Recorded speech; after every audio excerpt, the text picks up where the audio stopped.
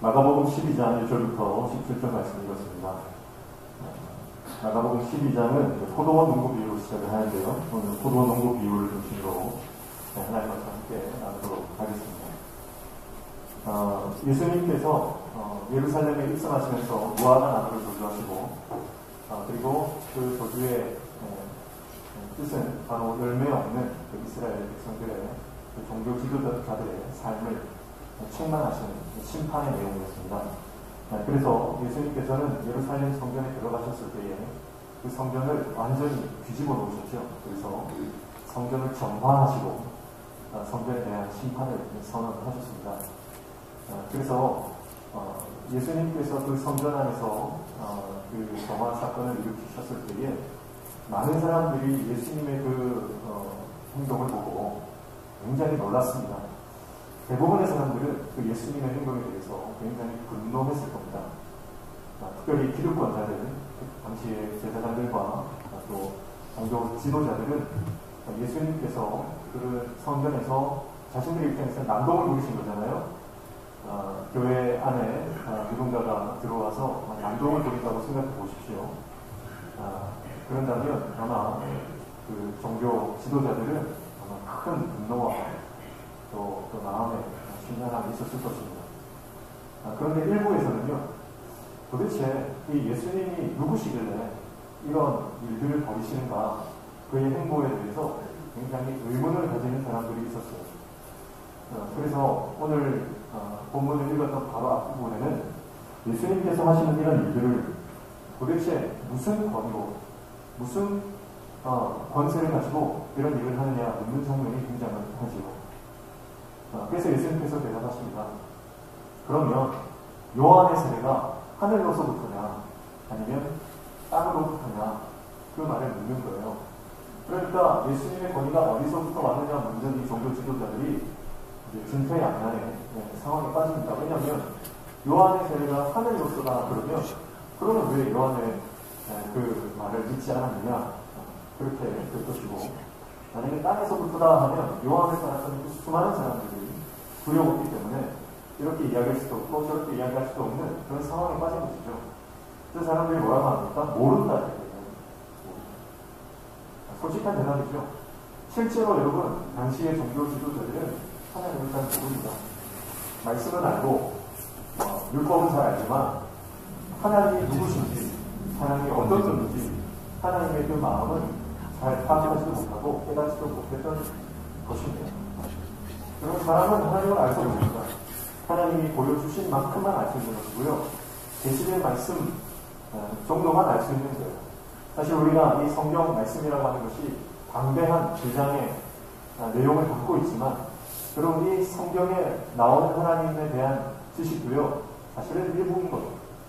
우리가 그 하나님의 크신 또 위대하심과 광대하심을 우리는 사람의 힘으로 다 알 수가 없고 사람의 지혜로 깨달을 수도 없는 것입니다. 그러니까 어쩌면 이 종교 지도자들의 모릅니다라고 하는 말이 사실은 솔직한 대답이다라고 할 수 있습니다. 그래서 예수님께서 그런 상황 가운데 그들 예수님의 권위를 두고 질문하는 그 사람들을 두고 오늘 이 비유의 말씀을 하시는 거예요. 그런 맥락에서 이 비유를 살펴보면 이 비유가 무엇을 말하는지 아주 선명하게 드러나고 있습니다. 그래서 프란스라고 하는 이 학자는요, 마가복음에서 이 포도원 농부 비유는 가장 정교한 비유이며 풍류적 의도가 가장 분명하게 담긴 비유라고 이렇게 이야기하기도 했습니다. 이 본문의 비유는요, 아주 명확해요. 오늘 등장인물이 누굽니까? 포도원 주인이 나오고요, 그리고 농부들이 나오고 종이 나오고 아들이 나옵니다. 그리고 등장인물은 아니지만 포도원이 등장하는데요, 포도원 주인은 하나님을 말합니다. 그리고 농부는 당시 종교 지도자들을 말하고, 그리고 아들은 예수님을, 그리고 종들은 하나님의 종들, 선지자들을 이야기하고 있습니다. 그리고 포도원은 이사야 5장 7절 말씀에도 만군의 하나님 포도원은 이스라엘 족속이다 이런 말이 나온 것처럼 포도원은 이스라엘 백성들을 말한다, 그렇게 아주 명확하게 우리는 파악을 할 수 있습니다. 그러니까 예수님께서 이 비유에 말씀하실 때 이 비유를 듣는 청중들, 많은 무리들과 그리고 이 비유를 들었던 당시의 종교 지도자들도 지금 이 각 등장하는 각 인물들이 누구를 가리키고 있는지 헷갈리지 않아요. 정확하게 알고 있습니다. 그래서 나중에 종교 지도자들이 어떤 반응을 보입니까? 이 비유를 듣고 그 농부가 자기들을 말하는 줄을 알았다 그렇게 얘기하죠. 그러니까 예수님께서는요 이 비유를 통해서 그들이 깨닫기를 원했다라고 하는 것을 알 수가 있습니다. 오늘의 본문은 우리가 잘 아는 것처럼 한 포도원 주인이 포도원을 농부들에게 새로 맡기고 그 새를 받기 위해서 종들을 보냈는데 이 농부들이 처음 온 종들을 심히 때리고 그냥 돌려보냅니다. 주인이 당황했겠죠. 그런데 그 주인은 다시 종들을 보냅니다. 종들을 보냈는데 이번에는 아주 능력하고 심히 상처를 내는 거예요. 그래서 또 종을 보냈더니 이번에는 심지어 죽이기까지 합니다. 나중에는 마지막에 누구를 보냅니까? 상속자인 아들을 보냈는데요. 아들을 보내니까 이 농부들이 이 상속자를 죽이고 말합니다. 그렇게 했을 때 포도원 주인은 군대를 보내서 그들을 진멸할 수밖에 없다. 그런 이야기들을 오늘 본문의 내용을 통해서 우리가 알 수가 있습니다. 이해할 수 없는 큰 두 가지가 있어요. 첫 번째가 뭐냐면 농부들은 왜 주인이 보낸 종들을 때리고 능욕하고 죽였을까요? 그리고 심지어 주인의 아들까지 죽이게 되었을까요? 여러분 이해할 수가 없죠. 그리고 일반적인 상식으로는 이게 이해할 수 없는 부분입니다. 그런데요 이스라엘의 역사가 그렇고 또 하나님의 아들을 알지 못하고 거절하는 이 땅의 역사는 그렇습니다. 오늘 농부들이 착각하고 있는 것이 하나 있어요. 주인이 보낸 종들을 때리고 능욕하고 죽이고 아들까지 죽인 가장 큰 이유는요 바로 농부들의 착각이었습니다. 그 착각이 뭐냐면 바로 이 포도원이 내 것이라고 하는 착각입니다. 이 포도원이 자기 것이라고 착각합니다. 여러분 하나님의 것을 자기 것으로 착각하고 살아가는 인생들의 모습이 오늘 이 농부들의 모습과 같다고 하는 겁니다. 1절 말씀 보십시오. 1절에 보니까 이렇게 얘기하죠. 예수께서 비유로 그들에게 말씀하시되 한 사람이 포도원을 만들어 산 울타리로 들고 즙자는 틀을 만들고 망대를 지어서 농부들에게 새로 주고 타국에 갔더니 이렇게 이야기합니다. 여러분 이 포도원을 만든 사람이 누구입니까? 그 포도원 주인입니다. 포도원 주인이 포도원을 만들고 이 포도원을 건설하고 이 포도원이 탄생되는데 모든 노력과 수고를 다한 겁니다. 농부들이 한 게 아무것도 없습니다.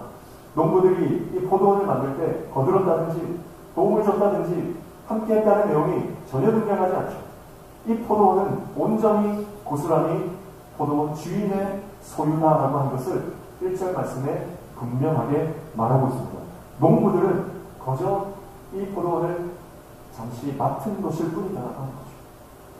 여러분 우리가 인생을 살아가면서 내 인생이 내 것이라고 하는 착각 속에서 빠져 살아가는 인생들이 너무나 많습니다. 여러분 우리 인생은 우리 것이 아니에요. 내 인생은 하나님의 것입니다. 그것을 인정하는 삶과 그것을 인정하지 못하는 삶의 모습은 극명하게 달리게 됩니다. 여러분 오늘 새해 첫 주일 하나님 앞에 예배하는 저와 여러분의 삶 가운데 여러분 오늘 한 해를 허락하신 분도 하나님이시다라고 하는 믿음의 고백의 사람 되시기를 축복합니다. 새벽마다요 이렇게 기도를 하거든요. 하나님 오늘도 우리의 생명을 하루 연장시켜 주셔서 감사합니다. 이렇게 제가 기도를 하는데요. 그럼 오늘 우리가 살아가는 것도요 하나님 은혜로 살아가는 것이고 오늘 하루도 선물로 받은 것입니다. 내가 건강해서 눈뜨고 숨쉬는 것이 아닙니다. 하나님께서 들숨을 날숨되게 하지 않는 그 순간 우리는 이 땅을 떠나야 하는 존재입니다. 내 생명조차도 내 것이 아니라는 뜻이에요. 그런데 우리는요, 우리가 누리고 가지고 우리 손에 쥐고 있는 모든 것들을 내 것이라고 착각하고 살아갑니다. 그래서 하나님의 것을 도적질하고 하나님의 것을 하나님을 위해서 사용하지 않고 나 자신만을 위해서 살아가는 그런 삶을 살아가고 있다라고 하는 것입니다. 여러분, 오늘날 교회가 또 정치인들이, 기업들이 다 마찬가지입니다. 지금 내가 누리고 있고 지금 내가 쥐고 있는 것들이 내 것이라고 착각하는 순간 타락하고 변질될 수밖에 없습니다. 교회도 마찬가지입니다. 목회도요, 교회가 내 교회다 생각하는 순간 교회 안에 큰 어려움이 닥치는 것입니다. 내 교회가 아니죠. 하나님의 교회입니다. 목사들이, 목회자들이 교회가 내 것이라고 착각하고 자기 마음대로 휘두르려고 하는 순간 교회는 무너지기 시작하고 변질되기 시작하는 겁니다. 여러분, 서울의 큰 교회, 대역교회 목사님이 젊은 시절 성도들에게 약속을 했어요. 어떤 약속을 했냐면 3가지를 약속했는데, 첫 번째, 건축하지 않겠다. 두 번째, 총회장 나가지 않겠다. 정치하지 않겠다. 세 번째, 목회 세습하지 않겠다. 3가지 약속을 했어요. 그런데 그의 목회 과정 가운데 그 3가지 약속을 다 어겼습니다. 건축하지 않겠다는 약속 어기고 큰 건물을 수백억을 들여서 건축을 합니다. 성도들이 상처를 받았지만 그러나 은혜로 넘어갔습니다. 그런데 정치를 시작합니다. 그래서 결국 총회장이 됩니다. 총회장이 되지 않겠다는 약속을 어겼죠. 그러나 성도들 그것도 은혜로 넘어갔습니다. 그런데 목회 세습하지 않겠다. 그 약속마저 어기고 나니까 수많은 성도들이 상처를 받고 실족하게 되는 일들이 일어나게 된 것이죠. 여러분, 그 목사님이 젊은 시절 했던 그 약속을 하나님과 성도들 앞에서, 교회 앞에서 지키는 언행일치의 삶을 살았다면 얼마나 아름다운 목회의 모습이 되었을까요? 그런데 그는 그 약속을 지키지 못하고 교회가 자기 것인 것처럼 착각하며 살았기 때문에 여러분, 그의 노년에 큰 아쉬움과 상처를 남기게 된 것입니다. 놀라운 것은요, 그 교회 가면 그분이 아직도 살아계신데 그분의 동상이 세워져 있고 그분의 기념관이 세워져 있는 겁니다. 여러분, 사람들이 자기를 지켜 세우고 사람들이 자기를 칭찬하고 사람들에게서 인기가 많아지면요, 우리는 착각합니다. 내가 대단한 사람 된 것 같은 착각을 합니다. 내가 뭔가 위대한 인물이 된 것 같은 착각을 하게 됩니다. 그러나 여러분, 우리가 10편, 90편 말씀 찾아봤지만 모세가 그의 인생 말년에 깨달은 것이 무엇입니까? 우리의 인생은 하나님 앞에서 티끌과 같은 존재다. 우리 인생은 바람에 흩날리는 먼지와 같은 존재다라고 하는 것을 그의 인생 말년에 깨닫게 되지 않습니까? 여러분, 그것을 깨닫는 것이 지혜인 줄로 믿습니다. 하나님의 위대하심과 하나님의 영원하심 앞에 우리의 인생이라고 하는 것은 한낱 보잘것없는 미약하고 연약한 존재일 수밖에 없고, 그래서 하나님 없이는 무가치하고 무의미한 존재라고 하는 것, 그것을 깨닫는 것이 지혜고 그것이 하나님의 은혜인 줄로 믿습니다. 그래서 내 힘으로 할 수 없습니다. 내 것이 하나도 없습니다. 하나님 은혜 아니면 내가 살아갈 수 없습니다라고 고백하는 그 연약한 인생 앞에 하나님은 더 큰 은혜를 주시고 새 일을 행하시는 줄로 믿습니다. 여러분, 그래서 내 옆에 누군가가 어깨가 올라가는 사람이 있으면요, 한마디 해주십시오. 너는 먼지일 뿐이야. 그렇게 얘기해 주셔야 돼요. 그리고 어느 날 우리가 거울 앞에 섰을 때에 내 어깨가 많이 올라간 것처럼 느껴지면요, 하나님 앞에 겸손히 그 어깨의 뽕을 과감히 빼버리십시오. 그리고 하나님 앞에 바짝 엎드려 하나님의 은혜를 구하는 겸손한 하나님의 종 되시기를 축복합니다. 여러분, 결국 겸손이라고 하는 것은 주제 파악입니다. 내 주제가 파악이 돼야 내가 하나님 앞에 겸손한 종으로 설 수 있는 것입니다. 여러분, 내가 어떤 존재인지 알고 살아야죠. 오늘 우리 가정마다 반려견들을 많이 키우시잖아요. 걔가요, 거울을 보면서 깜짝깜짝 놀랍니다. 왜 놀라는지 아세요? 거울을 보고 자기가 개라고 하는 사실에 놀라는 거예요. 사람보다 더 사람 대접받고 사람보다 더 존중받고 가다 보니까 자기가 개인 줄 모르는 거예요. 근데 내가 사람이라고 생각하고 여기 소파에 앉아서 TV 보고 엄마 아빠가 주는 맛있는 사료 먹다가 거울을 보니까 어느 날 자기가 개인 거예요. 그래서 개에 놀라는 거죠. 여러분, 우리 인생이 내가 누구인지를 정확하게 파악하고 주제 파악이 되어야만 하나님 앞에서 겸손한 삶을 살아갈 수 있는 것입니다. 여러분, 목회도 마찬가지고 정치인도 마찬가지고 기업도 마찬가지고 내가 CEO가 됐다고 해서 그 기업이 내 것이 아닌 거예요. 여러분, 그래서 내 것은 없다. 내가 지금 손에 쥐고 있는 것도 다 내 것이 아니다. 그것이 하나님 앞에 겸손한 고백이 되어야 될 줄로 믿습니다. 내가 세웠다고 그 회사 내 것이 아니지. 하나님이 잠깐 맡기신 겁니다. 내가 아이들을 가르치는 선생님이라고 나오면 그 학생들 내 학생 아닙니다. 하나님이 잠깐 나에게 맡기신 거예요. 내 통장에 잔고가 많이 있다고 해서 그 돈이 내 돈이 아닙니다. 하나님이 나에게 잠깐 맡기신 거예요. 하나님이 우리에게 돈을 주시는 목적은 뭡니까? 어떻게 쓰나 보자 하고 주시는 거예요. 우리에게 건강을 주시는 목적은 뭡니까? 그 건강을 어떻게 주님의 영광을 위해서 사용하고자 하고 주시는 거예요. 하나님이 기다리셨다가 하나님을 위해서 쓰지도 않고 헛된 것에 내 재정이나 내 건강이나 내 열정 투자하다 보면 하나님이 어느새 그 잔을 옮겨버리십니다. 나에게 기회가 왔을 때 주님을 위해서 선용할 수 있는 하나님의 종 되시기를 축복합니다. 기회가 있을 때 붙잡는 것이 지혜입니다. 예술가들도 마찬가지예요. 내가 그리고 내가 만들고 내가 탄생시켰다 하더라도요. 예술가들은 내 자식이다 그렇게 표현을 많이 하더라고요. 근데요, 내 자식 아닙니다. 내 작품 아닙니다.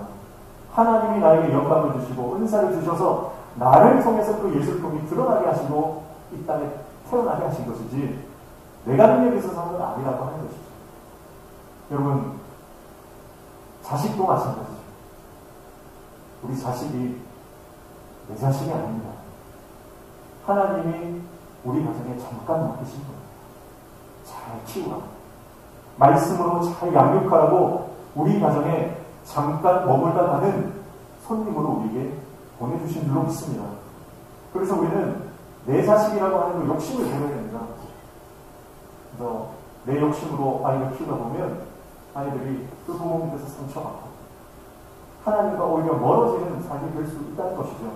그러나 우리가 이 아이가 하나님 보내주신 하나님께서 우리에게 잠깐 위탁하신 자녀라고 하는 그런 인식을 듣고 살아갈 때에 우리는 하나님의 말씀으로 그 자녀들을 양육할 수 있는 힘과 지혜를 위로부터 공급받게 되는 줄로 믿습니다. 이 땅에 내 것이 하나도 없다. 모든 것이 하나님 것이다. 그 마음으로 우리 인생을 하나님 앞에 살아가는 저와 여러분 되시기를 축복합니다. 오늘 우리가 살아가는 이 순간, 지금 이 호흡을 하는 이 순간도 하나님의 선물입니다.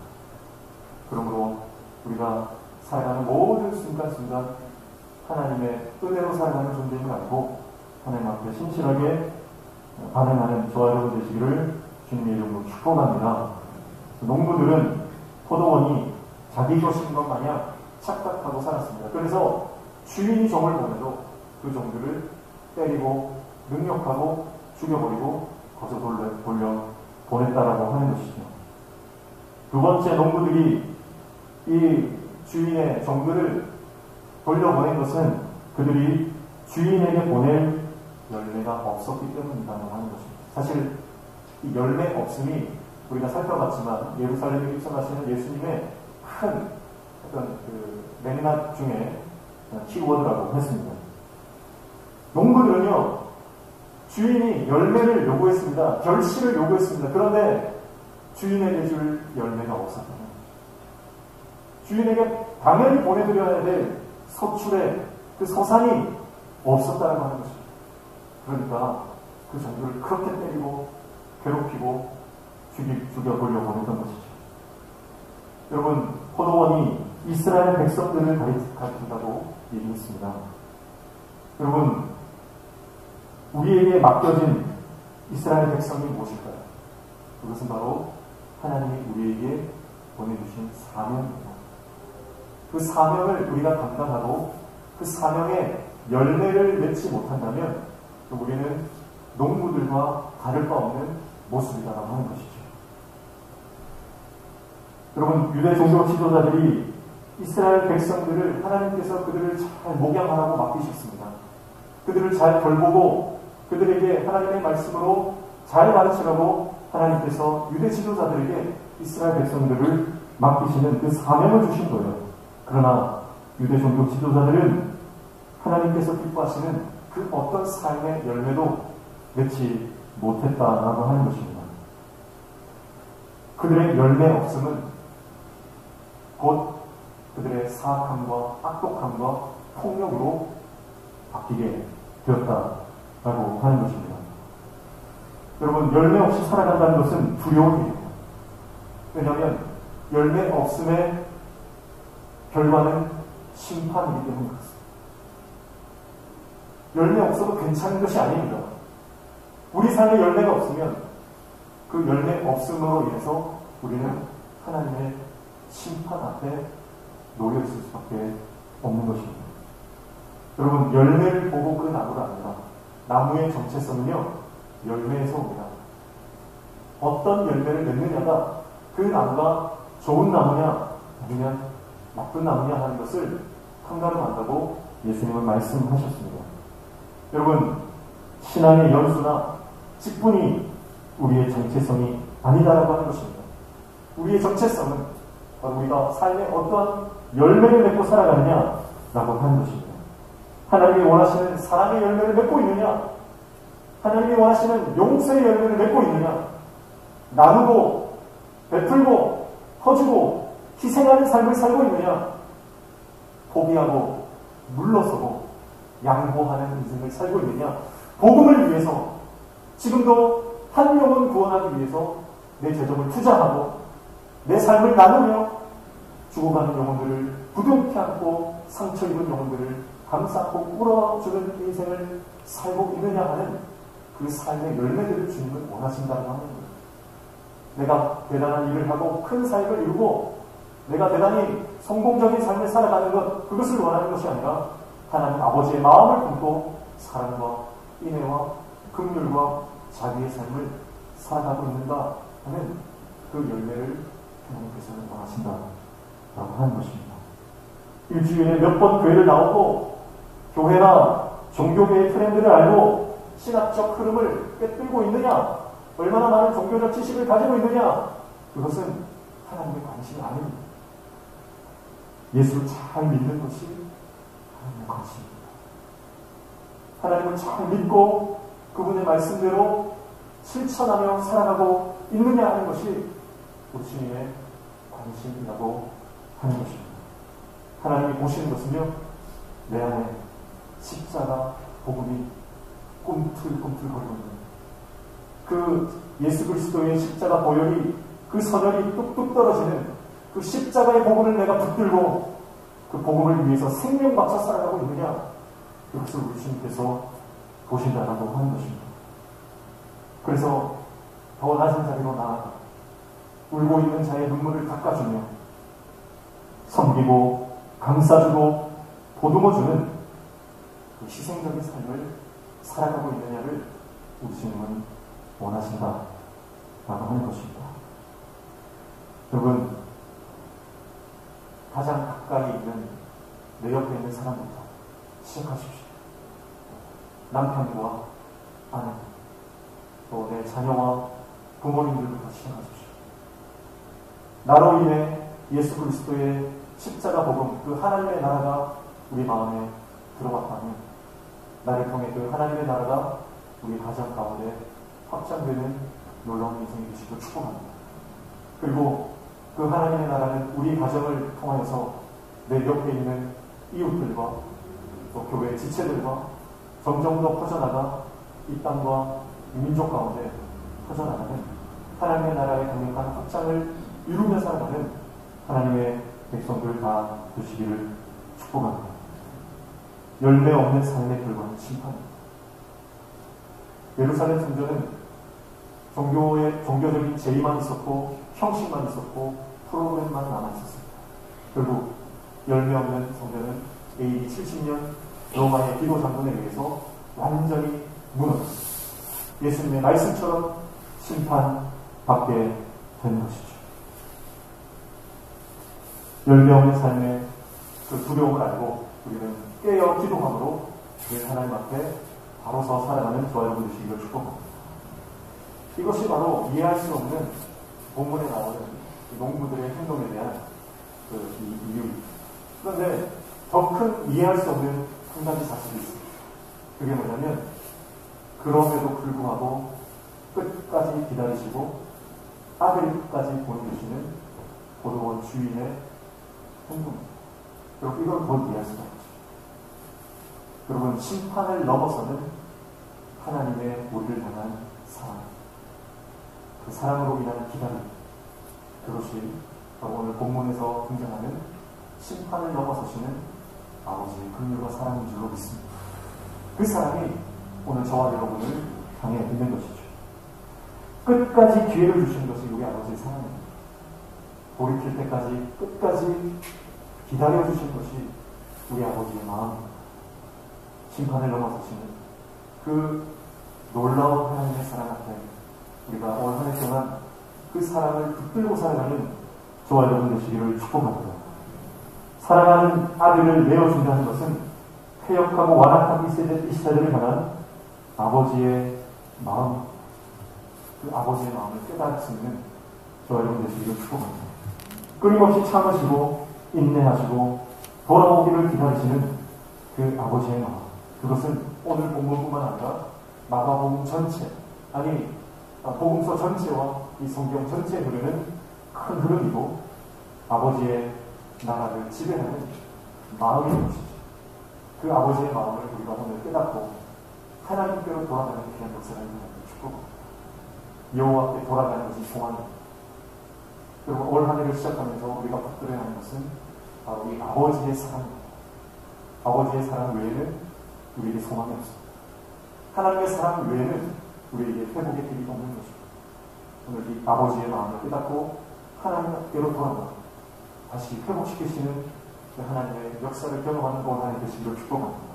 소망이 없는 것 같은 이 시대에 소망과 희망과 다시 회복의 길을 열어주시는 그 아버지의 사랑, 그 사랑 안에서 놀라운 새 일을 경험하는, 이전에 경험하지 못했던 놀라운 하나님의 역사를 경험하는 모든 성도님들 한 사람 한 사람 되시기를 축복하고, 모든 가정 되시기를 축복하고, 모든 교회가 되기를 주님의 이름으로 축복합니다. 기도하겠습니다. 하나님 아버지, 내 인생이 내 것인 것처럼 착각하며 살아가고 있는 우리에게 말씀을 통해 은혜 아니면 이루어지는 것이 하나도 없음을 알고 나에게 주어진 그 모든 것이 하나님의 것임을 인정하며 주님만을 주인으로 모시고 살라는 인생 되게 도와주시고, 하나님이 내 삶의 주인이시기 때문에 주인이 원하시는 그 삶의 열매를 맺어가는 결실 있는 삶이 되도록 인도하여 주시옵소서. 세상 가운데 빠져 살다가도 하나님의 그 놀라우신 사랑 때문에 다시 주님 앞에 돌아와 하나님의 사랑받는 아들로 살아가는 놀라운 회복을, 은혜를 경험하는 올 한 해 되게 도와 주시옵소서. 예수님의 이름으로 기도하옵나이다. 아멘.